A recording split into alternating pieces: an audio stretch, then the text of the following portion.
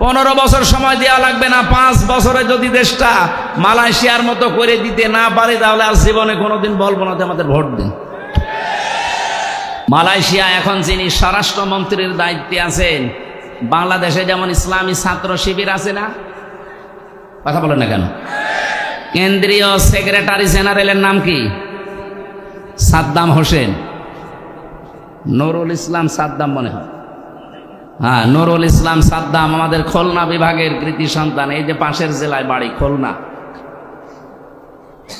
ওখানে যিনি স্বরাষ্ট্রমন্ত্রীর দায়িত্বে আছেন উনি ওই দেশের ইসলামী ছাত্র শিবির তার কেন্দ্রীয় সেক্রেটারি জেনারেল ছিলেন, সে আছে এখন দায়িত্বে।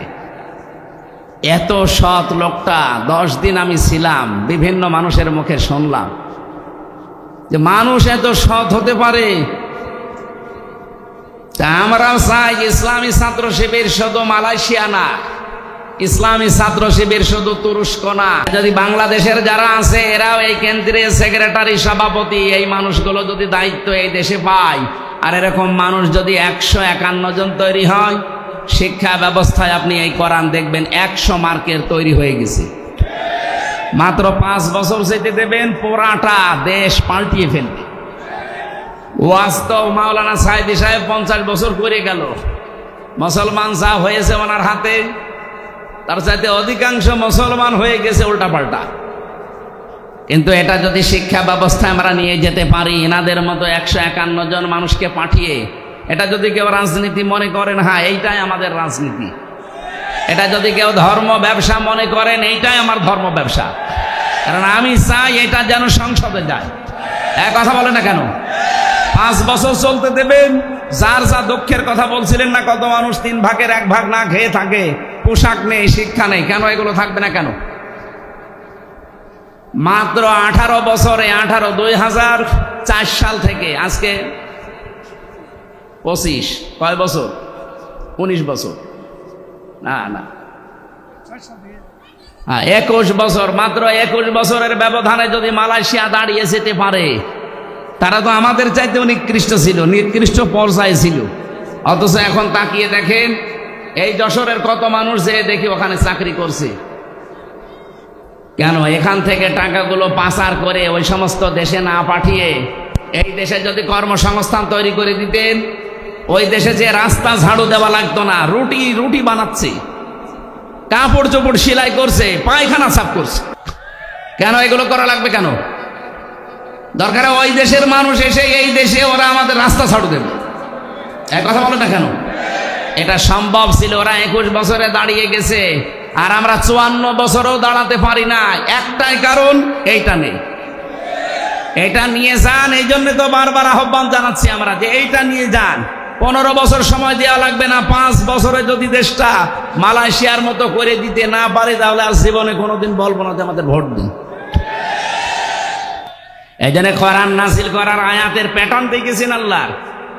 2টা আয়াতের প্রথম অংশ কিন্তু এক ছিল, কিতাবুন আনজালনাহু ইলাইকা এ পর্যন্ত এক, ইন্না আনজালনা ইলাইকাল কিতাব এ পর্যন্ত এক।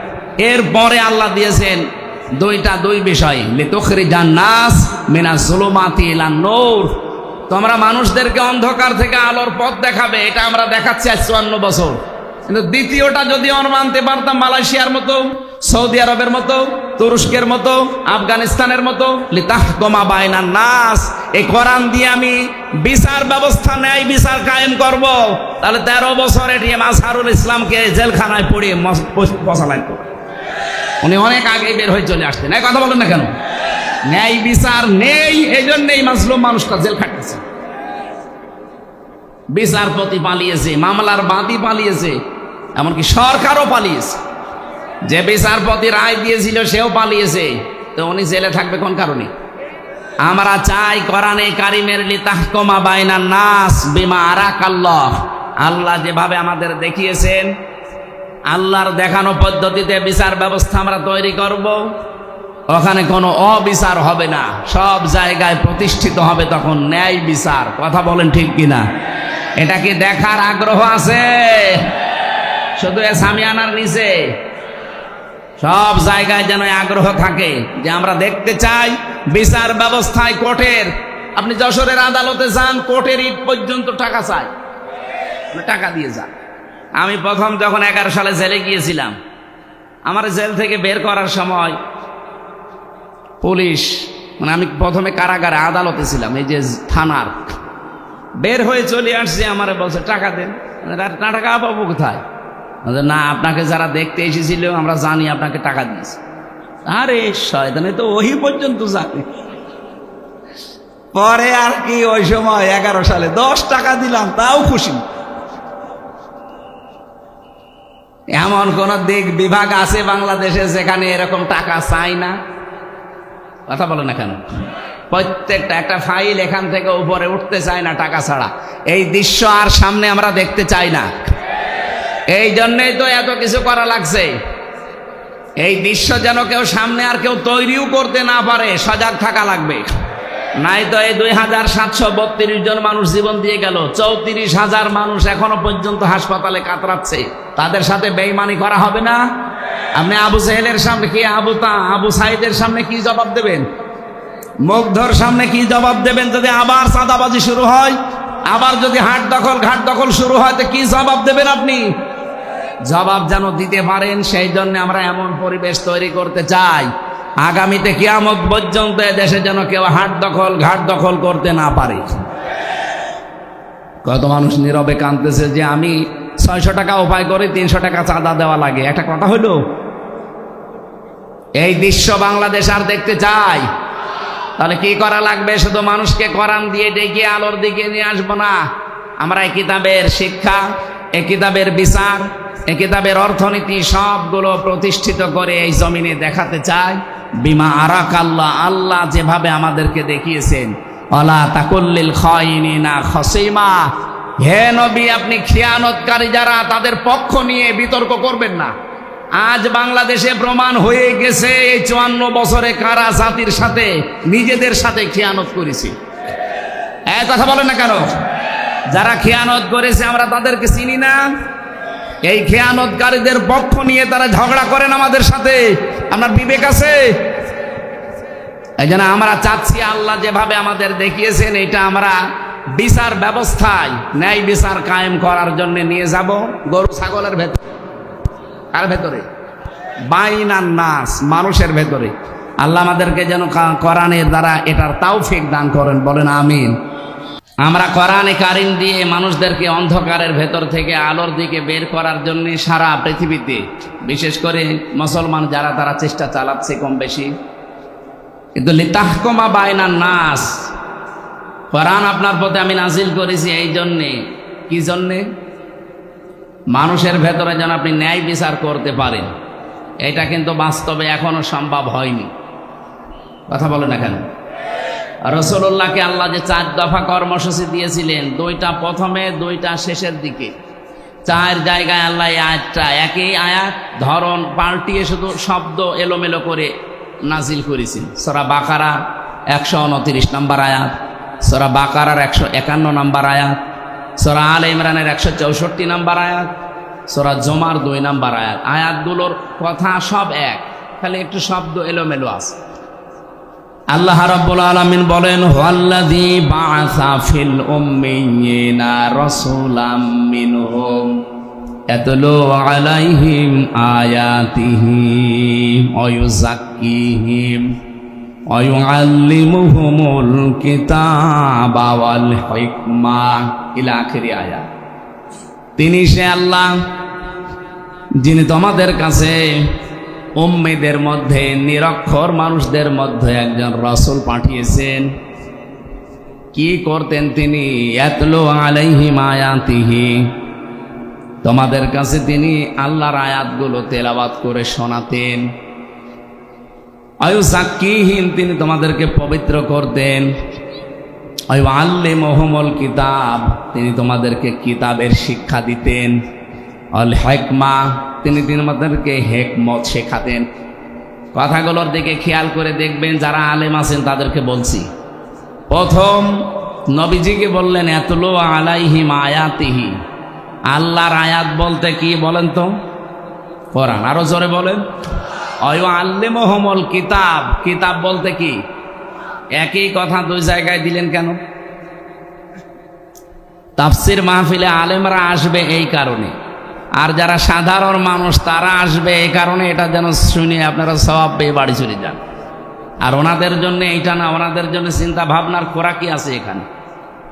আফালা ইয়াতাদাব্বারুন আল কোরআন, কি হয়েছে তোমাদের? কোরআন নিয়ে কেন চিন্তা ভাবনা করো না? আমরা আয়াতুল্লাহ বলতে আল্লাহর কিতাব বুঝি, কিতাবুল্লাহ বলতেও আল্লাহর কিতাব বুঝি। রসুল আসবে, উনি আল্লাহর আয়াত তেলাওয়াত করে শোনাবে, তিনি পবিত্র করবে আমাদেরকে, এরপরে আবার বলেন তোমাদেরকে কিতাবের শিক্ষা দেবে। কি এটা? কি প্রথমে যে দুইটা কাজ তিনি ইয়াতলু আলাইহিম আয়াতিহি, আল্লাহর আয়াত তেলাওয়াত করে মুহাম্মদুর রাসূলুল্লাহ শুনিয়েছিলেন। আয়ুযাক্কিহিম, এটা দিয়ে তিনি পবিত্রও করেছিলেন, হয়তো ব্যক্তি পরিবার এ পর্যন্তই। এরপরে আরো দুইটা শব্দ আছে, আয়ুআল্লিমুহুমুল কিতাবা ওয়াল হিকমা। এই দুইটা করতে গেলে অবশ্যই আপনাকে কিতাবের শিক্ষা হিকমতের সাথে এটা বাস্তবায়ন করা লাগবে। ওই জামানায় আরবদেরকে নিরক্ষর বলা হয়, উম্মি বলা হতো। ওরা যতদিন পর্যন্ত কোরআনে কারিম তেলাওয়াত করেছে, নিজেদের ভেতরে সংশোধনী চালিয়েছে, এ পর্যন্ত কোনো সমস্যা দেখা দেয়নি। কিন্তু যখনই আয়াতের এই পরের দুইটা শব্দ আল্লিমুহুমুল কিতাব, তিনি তাদেরকে কিতাবের শিক্ষা দিয়েছেন, মানে কিতাবের এটা বাস্তবায়ন করে দেখিয়েছেন। আল হিকমা শব্দের ব্যাখ্যা পড়লে আপনি এটা ক্লিয়ার পেয়ে যাবেন ফি জিলালিল কোরআনের ভেতরে। হিকমা শব্দটা হাকামা থেকে এসেছে। আমরা যারা বিশেষ করে কামেলে যারা পড়ে বা পড়াই, তারা দেখবেন এই যে আমরা হাকিম বলে মানুষকে জানি, পৃথিবীতে হাকিম কিন্তু খুব বেশি মানুষ ছিলেন না। আমরা একজন হাকিমের নাম বেশি শুনি, তার নাম হযরতে লোকমান হাকিম। লোকমান কি ছিলেন? কি জবাব দিলেন না? আমাদের দেশেও হাকিম আছে না নেই? গাছতলায় বসে আছে, হাত দেখে বলে দেয় যে 3 বউ হবে, এ হাকিম। আরো বিভিন্ন রকমের হাকিম। রোজার মাস তো চা তো খাওয়া যাচ্ছে না, আর এক ঝামেলা, কাশি উঠে পড়লে তো আর এক সমস্যা।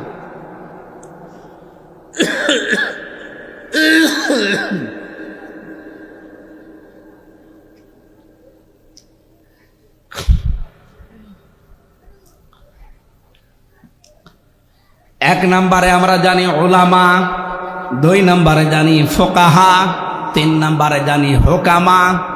এই যে শব্দগুলোর ব্যাখ্যা আছে না, আলেম বলা হয় তাদেরকে যাদের কাছে জ্ঞান আছে, আলো আছে। আর জ্ঞানের সর্বোচ্চ উৎস কোনটা বলেন তো? আরো জোরে বলেন। এই কিতাবের জ্ঞান যাদের আছে, কিতাবের আলো যাদের কাছে আছে, তারা আরবি ভাষায় কি? আলেম। আরো জোরে বলেন। ফুকাহা, ফকি থেকে এর বহুবচন ফুকাহা। এটা কাদেরকে বলা হয়? এই পৃথিবীতে যেই মানুষগুলো কোরআনের গভীরে ঢুকে কিছু নিয়ে আসতে পারে, এদেরকে ফকি বলা হয়। 3 নম্বরে হুকামা, হাকিম। এটা কারা? কোরআনে কারিমের শুধু জ্ঞান না, শুধু এর ভেতরে ঢুকে তথ্যগুলো নিয়ে আসবে তা না, এখান থেকে এমন কিছু তথ্য পৃথিবীর মানুষকে জানাবে যা এর আগে অনেকেই জানাতে পারবে না।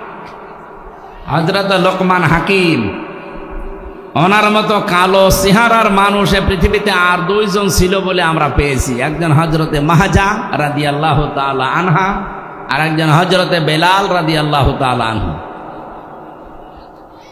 এই 2 জন মানুষ ছিল হযরতে লোকমান হাকিমের মতো এরকম কালো চেহারা আর এরকম ঠোঁট ঝোলা। এদের চেহারার যা বর্ণনা বলছি, হাড়ির তলা দেখেছেন না, তার চাইতেও কালো ছিল। এত কালো মানুষ, কিন্তু ভেতরের অবস্থা ছিল একেবারে ধবধবে সাদা ফর্সা। আমরা বাংলাদেশে কিছু ফর্সা মানুষ দেখি, ওপরে ফিটফাট, মাথার চুল থেকে পায়ের স্যান্ডেল পর্যন্ত পুরাটা সাদা, কিন্তু ভেতরে পুরাটা কালো, যেমন দরবেশ। আমি নাম নিলাম না। ওনার মাথার চুল থেকে পায়ের স্যান্ডেল পর্যন্ত পুরাটা সাদা না? কোন জায়গায় কোনো কালো পেয়েছেন আপনি? পুরা সাদা, কিন্তু ভেতরে এত কালো ছিল, 36,000 কোটি টাকা আল্লাহ রাস্তায় পাঠিয়ে দিয়েছে। আমি মালয়েশিয়া যে সিঙ্গাপুরে যে দেখি হোটেলের নিচে বসে আছে কয়েকজন, কি এখানে হুজুর আমরা আগেই পালিয়েছি। আগে পালালেন কেন? এখানে আপনি যে সাহেব পাড়া বানিয়েছেন ওখানে থাকবেন না? হুজুর ওখানে থেকে মায়ের খাবো। বাংলাদেশের মানুষ এখানে আছে, যদি শোনে যে সাহেব পাড়ায় আমি আছি তালা ভেঙে পিটাবে আমার। এই জন্য হোটেলে চুরি করে আসি, কেউ জানে না। আপনি যেন আবার বাইরে যে বলি দিয়েন না। পাগলকে যদি বলা হয় যে শাক নাড়াবি না, ও আরো বেশি নাড়াবে না, ও আমার আরো মনে করে দিবে। এই শয়তানগুলো সব এখন বেশিরভাগ থাইল্যান্ডে, বেশিরভাগ রয়েছে সিঙ্গাপুরে, মালয়েশিয়া, পালিয়ে আছে। বাকিগুলো আমেরিকা, কানাডায় তো গিয়েছে। আর আল্লাহর বিশেষ ওলি যারা, তারা আছে এই প্রতিবেশী রাষ্ট্রে। আমি বলছিলাম হজরতে বেলাল, হজরতে মাহজা, লোকমান হাকিম রহমতুল্লাহ আলাইহে, এই মানুষগুলো উপরে ছিল কালো, ভেতরে ছিল পুরা ধবধবে সাদা। আমাদের অন্তরও ঠিক ওই রকম করা দরকার না? আর ওটা যদি 100 ভাগ করতে চান তাহলে ওই আল্লিমুহুমুল কিতাব, এই যে হোকামা থেকে এসেছে যেটা, আপনাকে কিতাবের শিক্ষা ব্যবস্থা জারি করা লাগবে। আর এটার দায়িত্ব হামজার না, এটার দায়িত্ব ওই 300 এমপি যারা ছিল তাদের। তারা যদি একবার বলে মাননীয় স্পিকার আমরা কোরআনে কারিমের শিক্ষা ব্যবস্থা চাই, উনি যদি বলে হাত তোলেন, আজিজুর রহমানের মতো যদি 151 জন বলে হ্যাঁ হাত তুলেছি, ওই দিনই পাশ হয়ে যাবে। কিতাবের শিক্ষা ব্যবস্থা বাংলাদেশে জারি হয়ে যাবে। 5 বছরের ভেতরে দেখবেন দেশের চেহারা পাল্টিয়ে গেছে। নবীজি 4টা কাজ করেছিলেন। প্রথম নাম্বার, তিনি কোরআন তেলাওয়াত করে মানুষকে শোনাতেন, মানুষদেরকে পবিত্র করতেন, তার নফস, তার পরিবার, তার সমাজ, এভাবে তিনি চেষ্টা চালিয়েছিলেন। কিন্তু আল্লিমুহুমুল কিতাব, এটা যতদিন পর্যন্ত তিনি কায়েম করতে না পেরেছেন ততদিন সুদ বন্ধ হয়নি, ঘুষ বন্ধ হয়নি, সাদাবাজি ওই জামানায় ছিল ওইটাও বন্ধ হয়নি। কথা বলেন ঠিক কিনা? এখানে আমাদের উচিত হবে, যারা আজ বলেন আমরা নবীওয়ালা কাজ করি, না, আপনার নবীওয়ালা কাজ হচ্ছে না। এদিকে তাকান, নবী কি জন্ম থেকে নবী বলে কেউ বলতো যে আপনি নবী? কয় বছরে বলেন বলেন? 40 বছরে তখন যিনি নবী হলেন, কি পেয়ে নবী হয়েছিলেন? এই কোরআনে কারিম পাওয়ার পরে যিনি নবী হলেন, নবী হওয়ার পরে তো এই কাজগুলো আল্লাহ তাকে দিলেন। ওয়াল্লাযী বা'আসা ফিল উম্মিয়িনা, তিনি সে আল্লাহ যিনি উম্মিদের ভেতরে পাঠিয়েছেন, নবী পাঠিয়েছেন, রাসূল পাঠিয়েছেন। ইয়াতলু আলাইহিম আয়াতিহি, তার প্রথম কাজ ছিল তিনি তেলাওয়াত করে করে মানুষদেরকে শোনাতেন। আজ বাংলাদেশে কেউ যদি বলে যে আমি নবীওয়ালা কাজ করি, অবশ্যই আপনাকে আল্লাহর কোরআন তেলাওয়াত করে শোনানোর ব্যবস্থা করা লাগবে। আপনার দ্বারা হয় এটা? আপনি কোরআন পড়তে পারেন যে তেলাওয়াত করে শোনাবেন? এই মাদ্রাসা যারা প্রতিষ্ঠিত করেছিল তাদের কয়েকটা উদ্দেশ্য আছে, তার ভেতরে এইটাও মনে হয় আছে যে মানুষ এই এলাকায় যারা বসবাস করে তারা আল্লাহর কোরআন পড়বে, শিখবে, নাকি অন্য উদ্দেশ্য আছে? ওয়ায়ুযাক্কিহিম, তিনি তাদেরকে পবিত্র করেছিলেন। কোন পর্যায়ে পৌঁছিয়েছে তাদের পবিত্রতা? আমরা যদি আজ কোরআনে কারিম দিয়ে ব্যক্তি, পরিবার, সমাজ, রাষ্ট্রকে পর্যন্ত পবিত্র করতে পারতাম। এই যে জাকিয়ুন থেকে শব্দটা এসেছে, খলিফাতুল মুসলিমিন হযরতে ওমর রাদিয়াল্লাহু তাআলা আনহু, তিনি রাতের বেলায় বসে হিসাব করছিলেন। লম্প ধরিয়ে যে আলো, জয়তুনের তেল সীসার উপরে দিয়ে তিনি আগুন লাগিয়ে হিসাব করছিলেন। হঠাৎ করে ওই দেশের প্রধান বিচারপতি হযরতে আলী রাদিয়াল্লাহু তাআলা আনহু এশার নামাজ পড়ে তিনি আসলেন, ডাক দিলেন, হযরত ওমর, প্রধান বিচারপতি আলী, কিসের জন্য এসেছেন? রাষ্ট্রের কোনো কথা আমাকে বলার জন্যে, না ব্যক্তিগত পারিবারিক কোনো কথা বলার জন্যে? হযরতে আলী ওই সময় প্রধান বিচারপতি, তিনি বললেন, না, আমার পারিবারিক জীবনে একটা সমস্যা হয়েছে, ওইটা আপনার সাথে শেয়ার করার জন্য এসেছি, পরামর্শ নেব। হযরত ওমর সঙ্গে সঙ্গে তিনি বাতিটা লিভিয়ে দিলেন। হযরতে আলীর কিন্তু মন খারাপ হয়ে গেছে, কি আমি একটা দেশের প্রধান বিচারপতি এসেছি রাষ্ট্রপ্রধানের কাছে, উনি আমারে দেখে আরো আলোকসজ্জা করবে কি, আরো আলো লিভিয়ে দিলেন। হযরত ওমর তার মনোভাব বুঝতে পেরে ডাক দিয়ে বলেন, প্রধান বিচারপতি আলী, আপনাকে আমি কিন্তু প্রথমে জিজ্ঞাসা করেছি যে আপনি কেন আসলেন, রাষ্ট্রের কোনো কাজ নিয়ে নাকি পারিবারিক কোনো কাজ নিয়ে? আপনি যেই বলেছেন যে রাষ্ট্রের কোনো কাজ না, পরিবারের কোনো সমস্যা, আমি কিন্তু হিসাব করছিলাম রাষ্ট্রের জনগণের টাকায় কেনা তেল দিয়ে রাষ্ট্রের হিসাব করছিলাম। আপনি এসেছেন পারিবারিক জীবনের কোনো ফয়সালা নিতে, জনগণের টাকা দিয়ে এই হারিকেন বা লম্প অথবা মোমবাতির যে তেল পুড়বে, এটা দিয়ে আপনার পারিবারিক জীবনের কথাবার্তা শুনবো, কিয়ামতে আমি জবাব দেব কি? হযরত আলী বলেন, কথাটা শোনার পরে তার প্রতি ভক্তি শ্রদ্ধা যা ছিল আমার আরো বেড়ে গেল। যে কি চিন্তা নিয়ে তিনি চলেন, একটা রাষ্ট্রের প্রধান, বাংলাদেশে 1628 জন মানুষ দায়িত্বে ছিল। আল্লাহর কসমে 54 বছর আমি বাদ দিলাম, শুধুমাত্র 5 বছরও যদি এই টেন্ডেন্সি নিয়ে এই 1628 জন মানুষ দায়িত্ব পালন করে দেখাতো, এ দেশটা মিনি জান্নাত হয়ে যেত। এরকম মানুষ আমরা পেয়েছি, হ্যাঁ পেয়েছি খুব কম। মাওলানা মতিউর রহমান নিজামী তার ভেতরে একজন।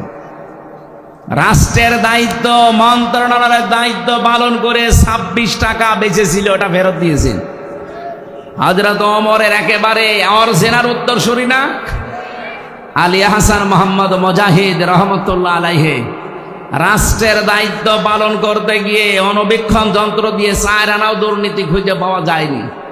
এই ধাঁচের মানুষগুলো মাত্র 1628 জন যদি তৈরি হয়ে যেত, এই দেশটার জন্য 54 বছর লাগার কথা না, 54 দিনে এই দেশ জান্নাত হওয়ার কথা। আমরা ওই রকম বিষয় চাই না। এই জন্য আমার প্রথম এবং শেষ ফাইনাল কথা এইটাই, আপনাকে পবিত্র হওয়ার জন্যে কোরআনে কারিমের কাছে আসা লাগবে। আর এটা দিয়ে যদি একেবারে পঙ্খানো ন্যায় বিচার দেখতে চান, তাহলে কোরআনের বিচার ব্যবস্থা, শিক্ষা ব্যবস্থা, স্বাস্থ্য ব্যবস্থা এগুলো দেখাতে হবে, তাছাড়া সম্ভব না। আল্লাহ রাব্বুল আলামিন আমাদেরকে বাস্তব জীবনে যেন আল্লিমুহুমুল কিতাব এর একটা প্রেক্ষিত, এর একটা মানে রাস্তা কিন্তু সামনে আল্লাহ তৈরি করে দিয়েছেন। এখন বাংলাদেশের মানুষ চাইলেই সম্ভব কিতাবের শিক্ষা ব্যবস্থা সামনে জারি করার ব্যবস্থা করা। খালি আতলু আলাইহিম আয়াতিহি ওয়া ইউযাক্কিহিম পর্যন্ত থাকলে হবে না, ওয়া ইউআল্লিমুহুমুল কিতাবা ওয়াল হিকমা, এই দুইটা সামনে এখন দেখানোর সময়। এরপরও যদি কারো ব্যর্থতার পরিচয় দেন, আগামী 100 বছরে আর আল্লাহ এই সুযোগ দেবে না। কথা বলে না কেন? আমরা চাই শিক্ষা থেকে শুরু করে যত বিভাগ আছে বাংলাদেশে, সব জায়গায় যেন আল্লাহর কোরআনের বিধান চালু হয়। বলেন আমিন। আমরা 6666টি আয়াত থেকে, যেহেতু রমজান মাস, এই কেন্দ্রিক একটা আয়াত পড়েছি, সূরা আলে ইমরান 185 নম্বর আয়াত। খুব খেয়াল করে শুনবেন, নিজের জীবনে যদি মেলাতে পারেন এই মাহফিল সাকসেস হবে। আর যদি বলেন এসেছি সুর শোনার জন্য শুনে চলে গেলাম, যান আপনি আগে চলে যান, আমি একটা টান দিয়ে দিই, টান শুনে চলে যান নাকি। আল্লাহ রাব্বুল আলামিন বলেন, কুল্লু নাফসিন যায়িকাতুল মাউত ওয়া ইন্নামা তুওয়াফাউনা উজুরাকুম ইয়াওমাল কিয়ামাহ। অবশ্যই প্রত্যেকটি জীব মৃত্যুর স্বাদ গ্রহণ করবে।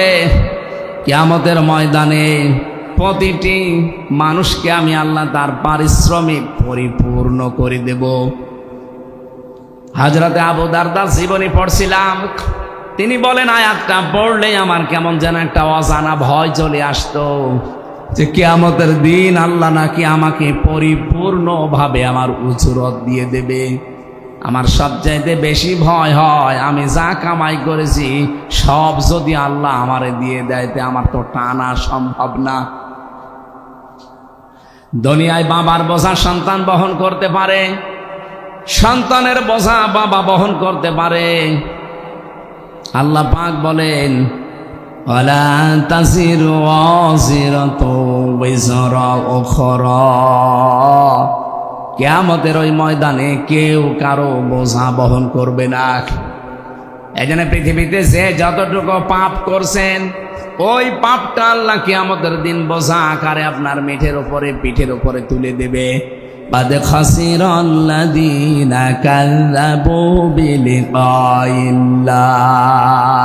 হাত্তা ইযা জাআতুহুমুস সাআতু বাগতাতান ক্বালু ইয়া হাসরাতানা আলা মা ফাররাতনা ফিহা।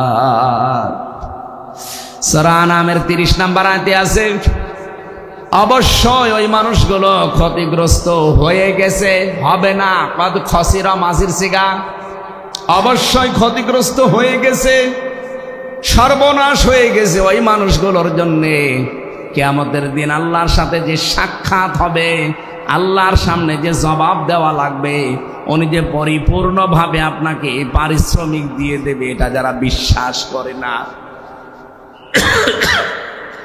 হাত্তা ইযা জাআতুহুমুস সাআহ, হঠাৎ করে যখন তাদের সামনে মরণ চলে আসে। এখানে সাআতুনের অর্থ দুইটা। এখানে আলেম যারা আছেন সাআতুনের অর্থ ভালো করে মিলাবেন দুইটা। এক নম্বরে সাআতুন মানে মৃত্যু, 2 নম্বরে সাআতুন মানে কিয়ামত। হ্যাঁ, এটা মরণও হতে পারে, কিয়ামতও হতে পারে। মরণের পরে বা কিয়ামতের পরে ময়দানে মাহশারে এই মানুষগুলোর সামনে যখন আমল নামাটা আল্লাহর সামনে তুলে ধরবে, পাপের বোঝাটা, হঠাৎ ওই মানুষগুলো আল্লাহকে বলবে, ক্বালু ইয়া হাসরাতানা, আফসোস, আলা মা ফাররাতনা ফিহা, পূর্বে যা পাঠিয়ে রেখেছিলাম ওইটার দিকে তাকাবে আর আফসোস করবে, আমি কেন পাঠালাম এইটা। এতটুকু আল্লাহ যদি শেষ করে দিতেন আমি আয়াতটাই পড়তাম না। এর পরের শব্দটা আমাদের জন্য, অহুম ইয়াহমিলুনা আওসারহুম আলা দুহুরিহিম আলা সামা ইয়াজিরুন। রব্বুল আলামিন বলেন, অ মানে এবং হম মানে তারা, ইয়াহমিলুন এটা হামালা, ইয়াহমিলু মানে বহন করা। এটা মজারে বর্তমান ভবিষ্যৎ প্রেজেন্ট ফিউচার। ঝাড়ের বহু বচন আওসার, জুহুর মানে পিঠ, হোম মানে তাদের।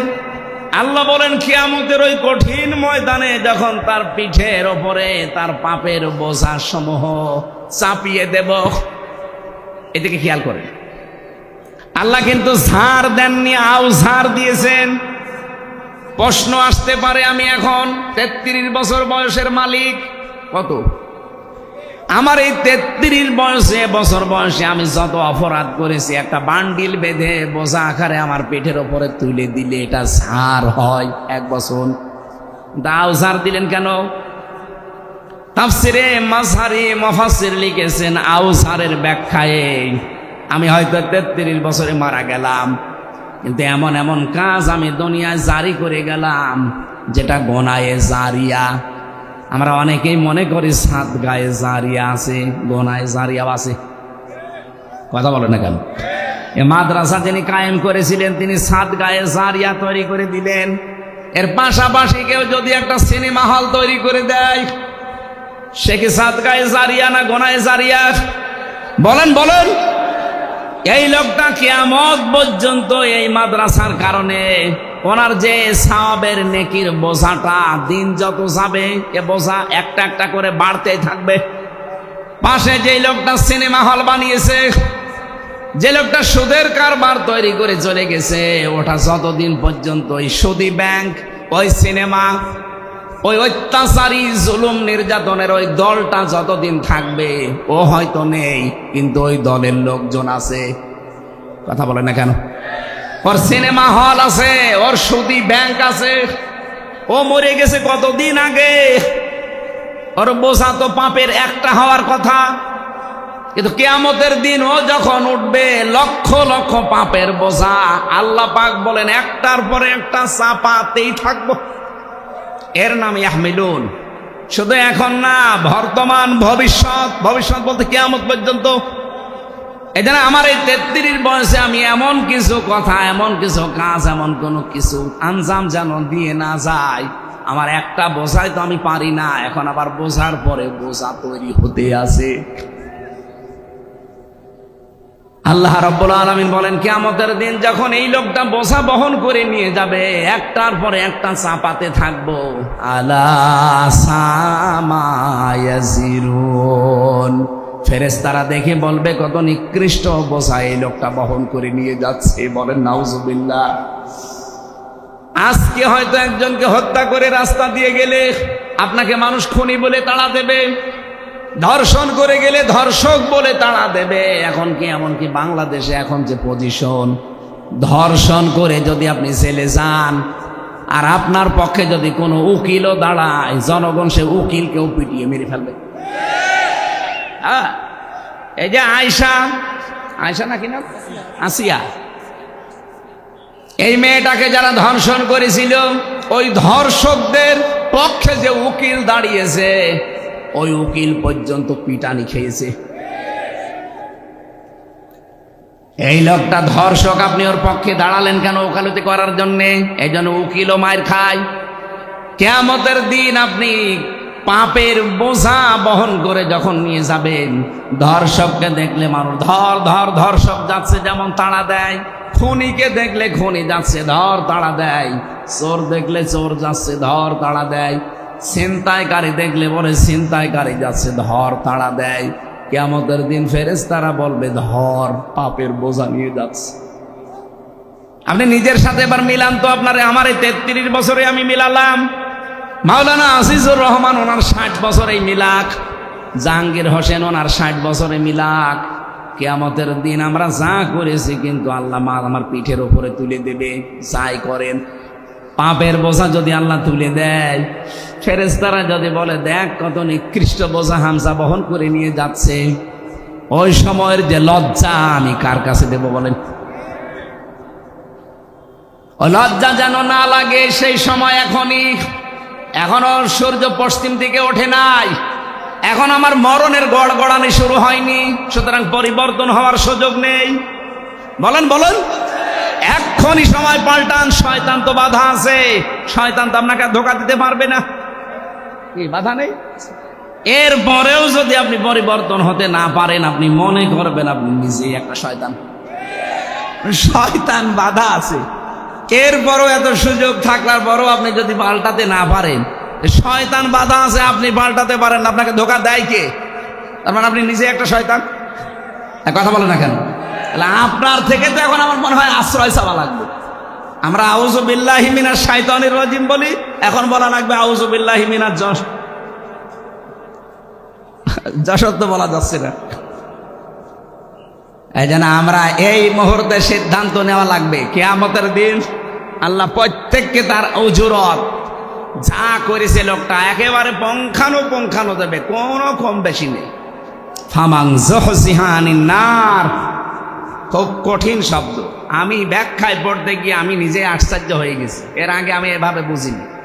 ফামান যুহজিহা, আল্লাহ রাব্বুল আলামিন বলেন যেই লোকটাকে বাঁচিয়ে দেওয়া হবে, যুহজিহা আনিন নার, জাহান্নামের আগুন থেকে বাঁচানো হয়েছে না বাঁচানো হবে? বলেন বলেন। তার মানে পরীক্ষা আমাদের সবার সামনে আছে।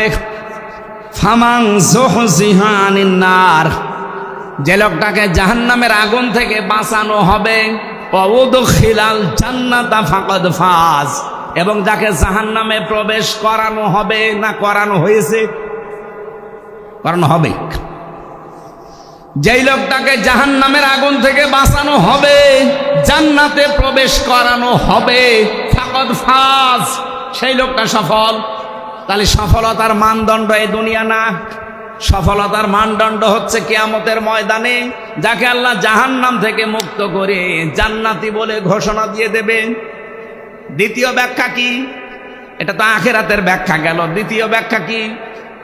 আর একটা ব্যাখ্যা আছে ফি জিলালিল কোরআনে, মুফাসসির লিখেছেন দুনিয়ার জীবনে আল্লাহ যাকে জাহান্নামের কাজগুলো আস্তে আস্তে ছেড়ে দেওয়ার তৌফিক দেয় আর জান্নাতের কাজগুলো আস্তে আস্তে করার মতো সুযোগ দেয়, ফাকাদ ফাজ, সেই লোকটার জীবনও সফল।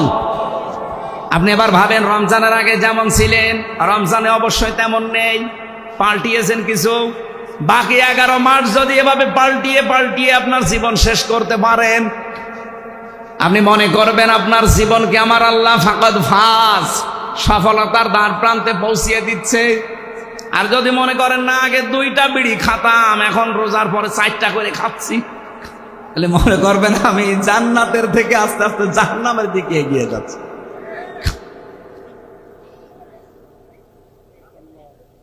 এই যে জান্নাত আর জাহান্নাম 2টা শব্দ, একটা প্রথম জাহান্নামের একটা নাম আছে নার। জাহান্নামের নাম কি? এই জাহান্নামের নার, আগুন, এটা পুরাটাই যেহেতু আমার আল্লাহ আগুন দিয়ে জ্বালিয়ে রেখেছেন, এই জাহান্নামে আল্লাহ দেবেন কাদের? এই জায়গায় একটা প্রশ্ন আছে। রব্বুল আলামিন জানিয়েছেন ফাম ওয়াবুরসাতিল জাহিমু লিমাইয়ারা ফাআম্মা মান তাগা ওয়া আসারাল হায়াতাদ দুনিয়া ফাইনাল জাহিমা হিয়াল মাআওয়া। বলেন আল্লাহু আকবার। রব্বুল আলামিন বলেন জাহান্নামকে সেদিন দৃশ্যমান করা হবে, তোমাদের সামনে নিয়ে আসা হবে।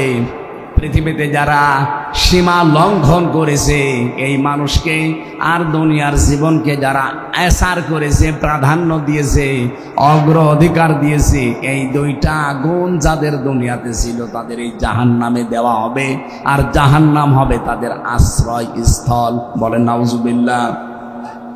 সূরা নাবার ভেতরে পেয়েছি ইন্না জাহান্নামা কানাত মিরসাদা লিত্তাগিনা মাআবা লাবিসিনা ফিহা আহকাবা। অবশ্যই জাহান্নাম একটা গোপন ফাঁদ, এটা একটা ঘাঁটি। এই ঘাঁটিতে আল্লাহ কাদেরকে দেবেন? লিত্তাগিনা মাআবা, পৃথিবীতে যারা সীমা লঙ্ঘন করেছে আর যারা অস্বীকার করেছে। নবীজি বললেন কুল্লু উম্মতি ইয়াদখুলুনাল জান্নাহ, আমার প্রতিটি উম্মত নারী হোক আর পুরুষ হোক প্রত্যেকেই জান্নাতে যাবে। ইল্লা মান আবা, শুধু যারা আবা তাদেরকে জান্নাত আল্লাহ দেবেন না। সাহাবী বললেন হে রাসূল, আবা কারা? কিলা ইয়া রাসূলুল্লাহ মান হুম মান হিয়া আবা। আবা কি জিনিস? নবীজি বললেন মান আতাআনি দাখালাল জান্নাহ ওয়া মান আসানি দাখালান নার ফাকাদ আবা। হাদিসের শেষ অংশের ব্যাখ্যা হচ্ছে এটা, এই পৃথিবীতে যেই লোকটা আল্লাহর রাসূলের আনুগত্য করে চলবে, এই লোকটা নবীজির সাথে জান্নাতে থাকবে। যারা আল্লাহর রাসূলের আনুগত্য করে চলে না, তার নিয়ম নীতি দেখে চলে না, এই মানুষগুলোই আবা। আর আবা যারা, অস্বীকারী যারা, এই মানুষগুলো জাহান্নামী। আমাদের শিক্ষা এখান থেকে, আমরা আবার আবা হয়ে যাচ্ছি না তো।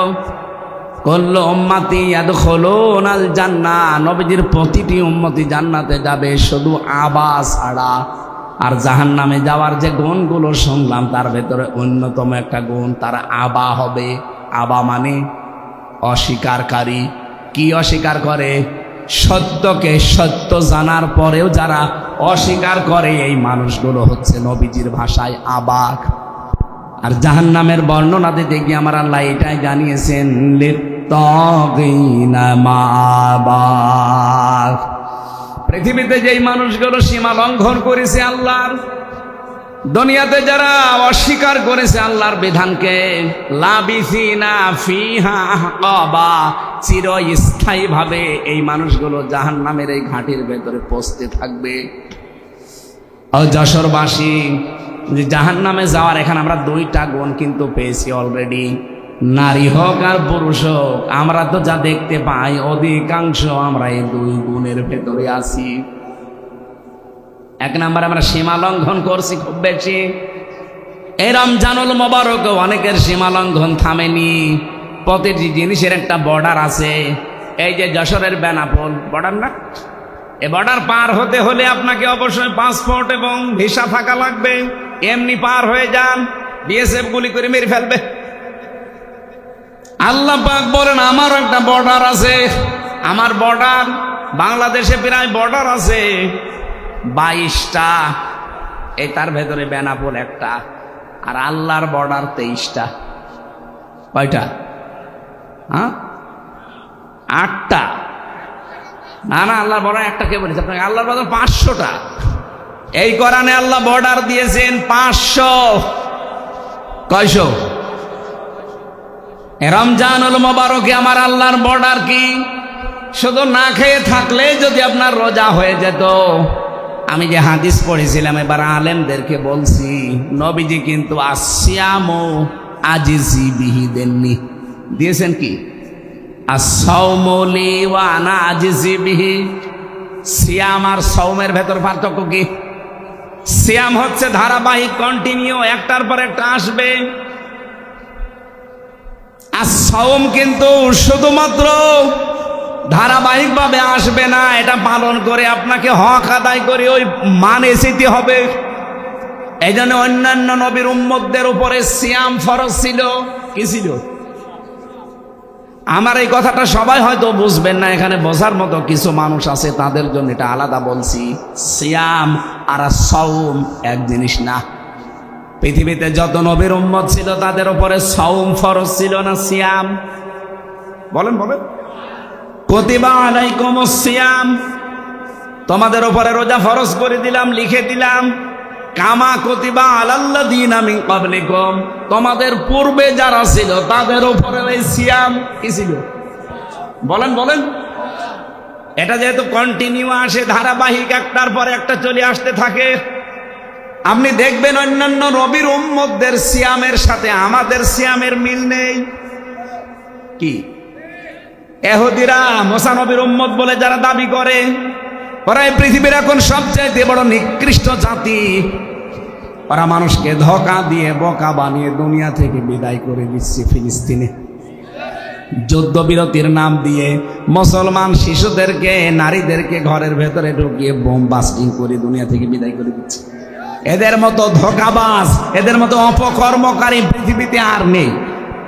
এ পৃথিবীর যত বড় বড় অপকর্ম সব মূল হোতা ইহুদিরা। আপনি দেখেন, সে ওদের জন্মে থেকে শুরু হয়েছে। এই যে বিড়ি, যদিও যশোরে বলি কথা বলা ঠিক না, সব তো এখানেই হয়। এ পাশে হয় না নাভারণে? নাভারণ না বেনাপোলে হয় জানো? এই যে বিড়ি, এটার দ্বারা যে কত রকমের ক্ষতি হয়, কমপক্ষে 5টা ক্ষতি তো আপনার শরীরের হয়। তার ভেতরে একটা আপনার কলিজা নষ্ট হয়ে যায়। এটা মানেন তো নাকি? বিজ্ঞান দ্বারা প্রমাণিত পৃথিবীতে একটাই মাত্র খাবার, যে খাবার বিক্রি করার আগে তার গায়ে লিখে দেওয়া লাগে যে এটা নিষিদ্ধ। নাম কি? বিড়ির আগে লেখা নেই, সতর্ক বার্তা লেখা নেই, যেটা খেলে কি হয়? ক্যান্সার হয়। সেটা যেহেতু এই জেলায় তৈরি হয়, আর আমি যেহেতু আছি, এই জন্য বেশি ফতোয়া দিতে পারছি না, হালকা পাতলা বলছি। এই যে বিড়ি, এর মূল হোতা, আবিষ্কারক যারা প্রথমে এই পৃথিবীতে বিড়ি বানিয়েছে, ইহুদিরা। কারা? আপনি যত অপকর্ম, সে বড় হোক ছোট হোক, এর মূলে দেখবেন ইহুদিরা। পৃথিবীতে মানুষ মারার তালিকায় এখন ইহুদিরা। যেন রোজা অবস্থায় হাজারো মুসলমান এখন পৃথিবীতে দোয়া করছে, রব্বুল আলামিন মরণ আমরা নিতে রাজি আছি, আমাদেরকে মরণ দাও, তবে এইভাবে ইহুদিদের হাতে অপমান করে আমাদের মরণ দিও না। ওরা যা আরম্ভ করেছে, ওদের পতন না দেখা পর্যন্ত তুমি আমাদের মৃত্যু দিও না।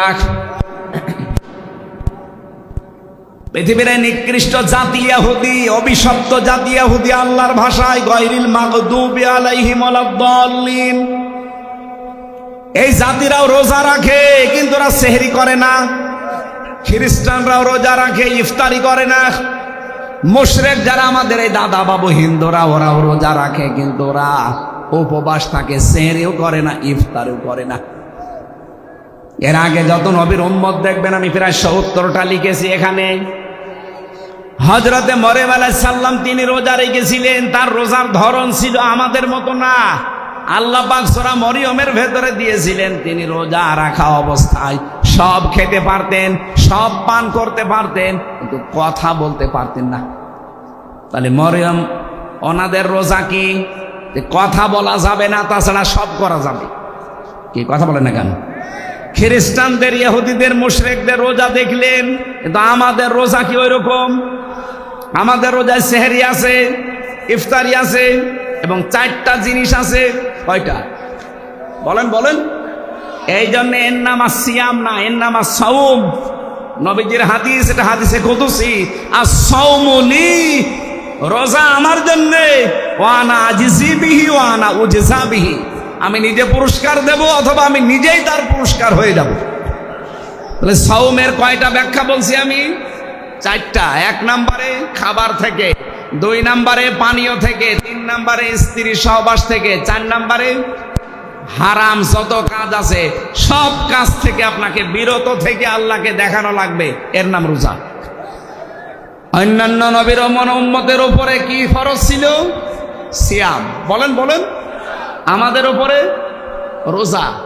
সিয়াম তো দিয়েছে, সিয়ামকে পরিপূর্ণতায় নিয়ে যেতে হলে অন্য নবীর উম্মতের মতো আপনি খাবার খাবেন, কথা বলবেন না, রোজা হবে? হবে না। মরিয়ম আলাইহিস সালাম শুধু কথা বন্ধ, খাবার খেতেন, পানি খেতেন, রোজা হয়ে যেত। আমাদের এরকম নেই। আমাদের রোজা হচ্ছে, রোজা থাকবেন, কিন্তু এই 4টা জিনিস থেকে আপনি বিরত থাকবেন। এ রোজা কাঙ্ক্ষিত মানের পর্যায়ে পৌঁছাবে। আল্লাহ রাব্বুল আলামিন জাহান্নামের যে আগুন আছে এখান থেকে বাঁচিয়ে রায়আন নামক একটা দরজা দিয়ে এমন জান্নাতে প্রবেশ করাবে, যেখানে প্রবেশ করা হয়ে গেলে আল্লাহ তালাবদ্ধ করে দেবে, অন্য কাউকে আর ঢুকতে দেবে না।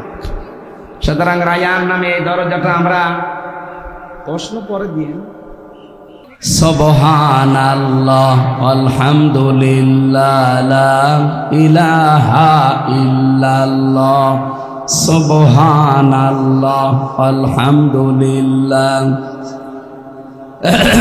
লা ইলাহা ইল্লাল্লাহ মুহাম্মাদুর।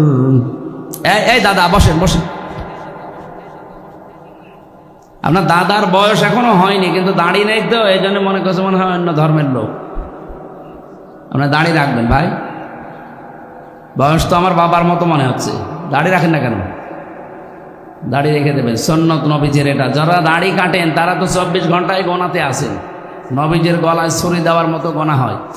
এই জন্য এটা যারা রাখেননি আপনারা রেখে দেবেন। আমরা আসল সফলতা, আসল বিফলতার কথা শোনাচ্ছিলাম। পৃথিবীর জমিন সফল এবং বিফল হওয়ার জায়গা না। এই পৃথিবীতে যদি আমি সারা জীবন না খেয়ে খেয়েও মারা যায়, অপমান হয়েও মারা যায়, মরণের পরে যদি আল্লাহ জাহান্নামের কাছ থেকে, জাহান্নামের আগুন থেকে বাঁচিয়ে জান্নাতি বলে ঘোষণা একবার দিয়ে দেয়, ফাকাদ ফাজ, আমার জীবন সফল। আমরা ওই রকম জীবন তৈরি করার জন্য রেডি আছি না? আমাল হায়াতুদ দুনিয়া ইল্লা মাতাউল গুরুর। আল্লাহ খুব আফসোস নিয়ে জানিয়েছেন, পৃথিবীর জমিনটা প্রতারণা, খেল তামাশা, ধোকাবাজি ছাড়া কিচ্ছু না। আপনার মা বাবা, ওইটাও ধোকা। মনে আসতে পারে, হ্যাঁ হুজুর মা বাবার কথা বললেন, তাদের দিকে সাকালে সওয়াব হয়, হজের সওয়াব হয়, কিন্তু তারাও ধোকা। যেহেতু মাতাউল গুরুর বহু বচন দিয়েছেন আল্লাহ, পৃথিবীর কোনো কিছু ধোকা বাদ দিয়ে নেই। আপনি মা বাবার যে হক আছে ওইটা আদায় করবেন না, মা বাবারও মন পাবেন না। এই কথা বলেন না কেন? স্ত্রী আমাকে ভালোবাসে, স্ত্রীও ধোকা। আমি নিজের থেকে বলছি, আমি যদি এখন হামজা, আমার 33 বছর, আমার ম্যাডামের 26 বছর, এখন যদি সত্যি আপনারা বলেন যে হুজুর মরে গেছে, ও হয়তো কান্নাকাটি করবে, পাগল হয়ে যাবে 2-3 দিন। 7 দিনের ভেতরে দেখবেন স্বাভাবিক হয়ে গেছে।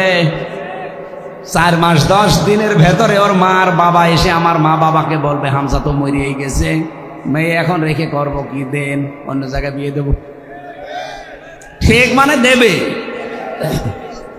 7 দিন পরে দেখবেন ম্যাডাম ওর বাবারে কল দিয়ে বলবে, আব্বা হামজা তো কি ছিল, এ জামাই পেয়েছি 100 ভাগ ভালো। একেবারে পারফেক্ট জামাই, অথচ আমি কি করিনি তার জন্য। সব ভুলে যাবে মাত্র 7 দিনে। কয় দিনে? এই জন্য দুনিয়ার জীবনটা পুরা ধোঁকা। হ্যাঁ, আমি স্ত্রীর সাথে ভালো ব্যবহার করব, আমার স্বামীর হক আমি আদায় করব, এই জন্যে এটা দিয়ে যেন আমার আখেরাত তৈরি হয়। এক কথা বলেন না কেন? আমার সন্তানের প্রতি আমার দায়িত্ব পালন করব, যেন এটা দিয়ে আমার আখেরাত তৈরি হয়। তাছাড়া পৃথিবীতে এই চোখ খোলা আছে, সম্পর্ক আছে, চোখ বন্ধ হয়ে গেলে সম্পর্ক শেষ, সব সম্পর্ক কাট হয়ে যাবে। ফাইদা নফিখা ফিস-সূর ফালা আনসাবা বাইনাহুম ইয়াউমাইদি ওয়ালা ইয়াতাসালুন। নসবের বহুবচন আনসব। আল্লাহ বলেন একটা সম্পর্ক থাকবে না, চোখ বন্ধ, সব সম্পর্ক কাট হয়ে যাবে। আপনার স্ত্রী আপনার আর পরিচয় থাকবে না, আপনার সন্তান আপনার পরিচয় নেই। এমনকি কোরআনের আয়াতের ব্যাখ্যা হচ্ছে কিয়ামতের দিন কোন কোন সন্তান তার মায়ের পা ধরে থাকবে 500 বছর। 500 বছর পরে ওর মুখের ওপরে লাথি দিয়ে বলবে, সন্তান পাবো কোথায়, দুনিয়ায় বিয়েই হয়নি আমার। এই জন্য দুনিয়ার জীবনটা যেহেতু ধোঁকা, খেল তামাশা, রং তামাশা, এটা গরুর, আমি সহ প্রত্যেকেই যেন এটা বোঝবান হই। আমি এটা জেলে যেয়ে আরো বেশি বুঝেছি, কারণ আমি ওখানে আটকা জীবনে ছিলাম। বাস্তবতা আমি বুঝেছিলাম যে দুনিয়ার জীবন তো আসলেই ধোঁকা। আমি যদি এখন মরে যেতাম কি হইতো? এখান থেকে লাশটা বের করে দিত, 2-4 দিন ম্যাডাম কান্নাকাটি করে কবরে দিয়ে ওই বলতো আল্লাহ আমার স্বামীকে মাফ করে দিও, দিয়ে আর একটা সংসার করে ঠিক চালিয়ে যাচ্ছে কাজ। এই জায়গায় পড়ে যদি আমার বিশাল আখেরাত আমি নষ্ট করে ফেলি, আমার মতো পাগল দুনিয়ায় আছে। এই জন্য পাগলামি করা যাবে না। রমজানুল মোবারক সংযমী হওয়ার মাস, যেহেতু আমরা অনেকে সংযম অলরেডি হয়ে গেছি, আর সামনে আরো বেশি সংযম হওয়ার চেষ্টা চালাবো। আর রোজায় থেকে তো 2 ঘন্টা প্রায় 30 মিনিট, ওখানে 1 ঘন্টা 15 মিনিট, এখানে 1 ঘন্টা 15 মিনিট, এই 2 ঘন্টা 30 মিনিট আমার গলা শুকিয়ে যাচ্ছে। আগামীতে আবার আসবো যখন রমজানের পরে, আবার মাহফিল আছে রমজানের পরে, স্যারের এখানে আছে, বসতপুরে আছে, ওখানে কথা বলবো ইনশাআল্লাহ। আল্লাহুম্মা আমিন। লা ইলাহা ইল্লা আনতা সুবহানাকা ইন্নী কুনতু মিনাজ জালিমিন। আল্লাহ তাআলা রমজানুল মোবারকে আমার অসুস্থ শরীর, গলাও শুকিয়ে যাচ্ছে, এই জন্য আমি আর বেশিক্ষণ টানতে পারলাম না। যতটুকুই বলেছি আল্লাহ আমল করার সুযোগ দাও। এই আয়াতটা আমাদের জীবনে তুমি 100 ভাগ কার্যকর বানিয়ে দাও। কিয়ামতের দিন যেন এই আয়াতটা আমাদের পক্ষে সাক্ষী দিয়ে জান্নাতে পৌঁছিয়ে দেয়। ফামান যুহজিহা আনিন নার ওয়া উদখিলাল জান্নাতা ফাকাদ ফাজ।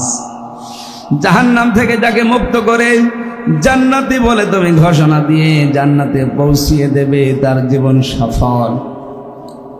দুনিয়ায় যারা আস্তে আস্তে পাপের কাজগুলো ছেড়ে দিয়ে দিয়ে ভালো ভালো কাজে যারা এগিয়ে যেতে পারবে, তাদের জীবন সফল।